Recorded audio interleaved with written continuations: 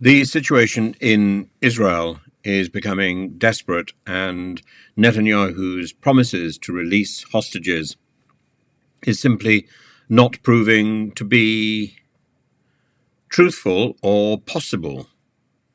The Israeli Defense Forces have already recovered the body of Elad Katzir, an Israeli hostage from Khan Yunis in Gaza. Katzir, who was 47 years old, from kibbutz near Oz, was kidnapped along with his mother during the October the 7th attack by Hamas.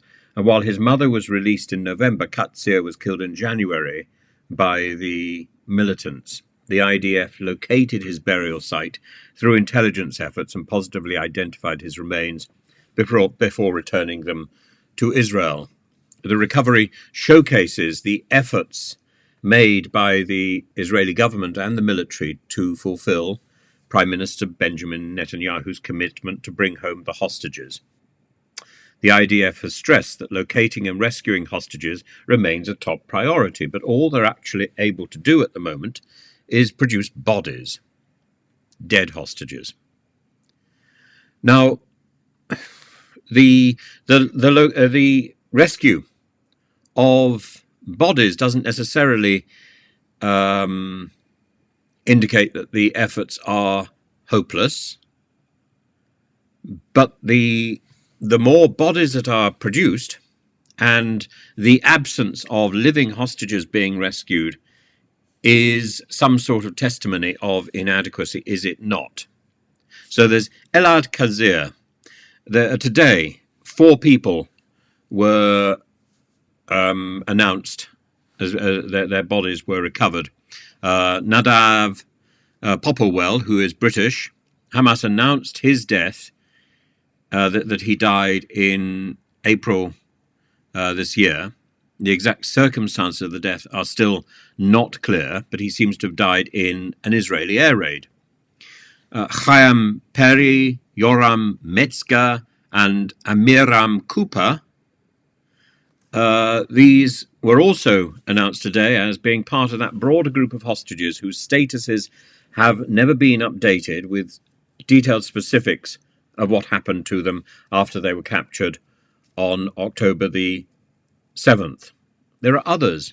Alon Shamritz, Yotan Chaim, Samir Talaka from Kafar Aza kibbutz, along with Nir Am kibbutz.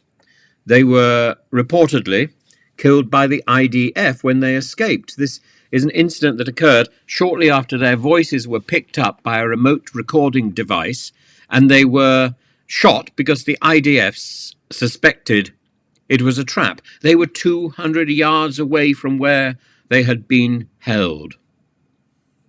Now, during the truce in November, Hamas released 105 hostages but continued fighting after that truce collapsed, has meant that whatever the rhetoric put out by Netanyahu, whatever the reassurances Netanyahu has given to the hostage families, there have been no live hostages secured.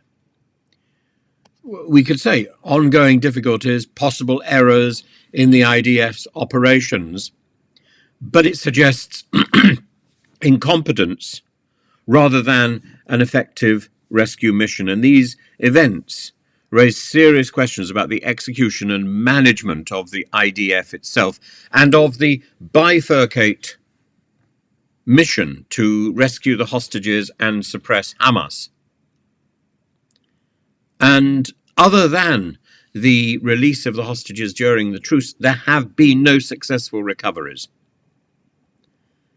And the continued loss of life among the hostages and the operational errors underscore the incompetence, the challenges, the shortcomings of Netanyahu's plan. It doesn't matter whether you approve of the state of Israel or you don't approve of the state of Israel. Nobody can turn a blind eye to the misery of these hostages and of their families, and the inadequacy of the response by the Israeli government.